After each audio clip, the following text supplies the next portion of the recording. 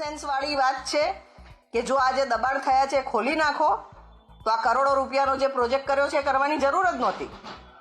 અમે આ કામોના વિરોધ નથી કરતા. તમે વડોદરા શહેરને બચાવવા માટે તાત્કાલિક જે બી પગલાં લેવા જોઈએ લો. કોઈ બહાના હેઠળ આ પ્રોજેક્ટ ડિલે ના કરો. પણ at the same time Vishwamitri નદીની જે ટેરેટરી છે એ ડિક્લેર કરો.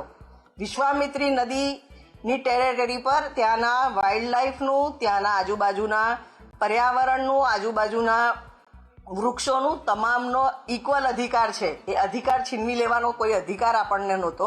સૌથી મોટું આયોજન વિશ્વામિત્રી નદીનું ક્લિનિંગ, ડિસિલ્ટિંગ, ડ્રેજિંગ, રિસેક્શનિંગ અને ડિફોરેસ્ટેશન.